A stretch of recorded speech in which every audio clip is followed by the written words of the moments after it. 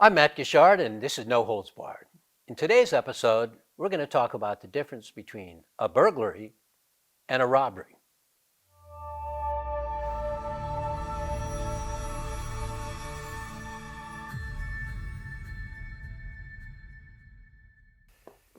How many times have you heard a friend say, I was robbed? And you ask them about it. They say, well, they came home from work and their front door had been kicked in or somebody broke in somehow and, uh, and took stuff. Was the person there? No, long gone, don't know who. Well, that's not a robbery. That's a burglary. They broke into a house with the intent to steal, they stole, and they left.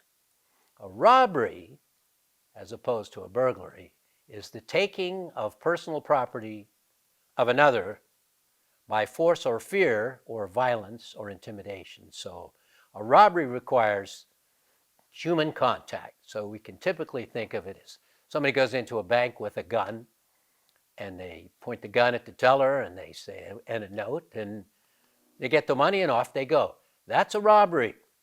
They took personal property of another, the bank, by violence or intimidation, force or fear. So you either give me the money or I'm going to shoot you. That's a robbery.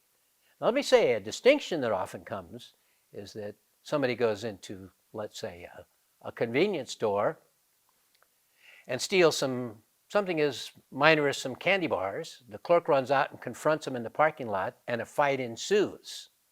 And the perpetrator gets away. Guess what? Instead of being a minor little petty theft, it's a robbery. And why is it? Because in the confrontation out in the parking lot, there was a fight, and the perpetrator took those candy bars by force or fear or violence or intimidation. In other words, there's a fight and they took it.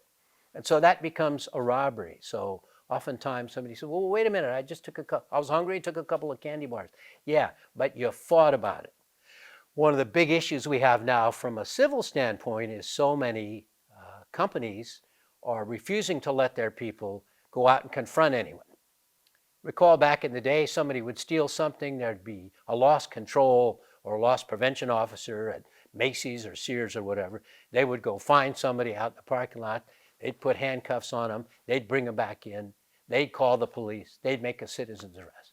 That is not happening anymore. There are loss prevention people, but unfortunately in today's world, they're often there to ensure that employees don't steal, because there's a large issue in commercial businesses where employees are people. But you've heard so many times friends of yours say, I was at the store, the grocery store, I saw somebody come in, they filled up their cart and just went right out the door. And I looked at the clerk and said, well, wait a minute. Nope, we can't do anything. But if they had gone out and confronted in the parking lot and there had been a fight, it could turn into a robbery, which is a serious felony as opposed to, say, a petty theft. And that is something people need to be very, very careful about. Robberies and burglaries, two different things. The question always comes up is, why don't loss prevention people or clerks or whomever go out and accost somebody and say, hey, stop, we're going to call the police. Nowadays, civil liability has become so great, so let's assume, and we've heard stories about, let's say, an armed guard at a shopping center going and confronting somebody who's fled. There's a shooting, maybe some innocent party gets shot. So for lots and lots of reasons, unfortunately, the companies are often saying, we don't want you out in the parking lot. In fact, we've heard of cases where an employee has gone out and confronted somebody and been fired for doing that, rather than just say, well, we'll take the loss, we'll just write it off. Nowadays, unfortunately, so many police agencies don't even respond. Somebody says, well, somebody came in the store and stole a bunch of stuff. Well, we've got Prop 57, we've got Prop 47 in the state of California. The value of property has to be up at $900 or more to make it worth anyone's while. Lots of people know that. They know that there's going to be no prosecution. They know that if they can get away, they will get away, and they do.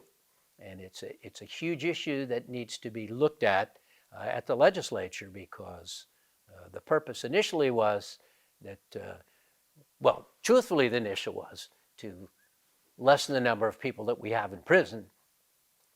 And we changed by those statutes felonies to misdemeanors, misdemeanors to infractions, and in some cases, people just are able to completely get away with committing those kinds of crimes, and they do. Thanks for watching this episode of No Holds Barred. If you'd like to see other episodes of No Holds Barred, hit the like button and hit the subscribe button. It really helps with our YouTube algorithm, and we appreciate it.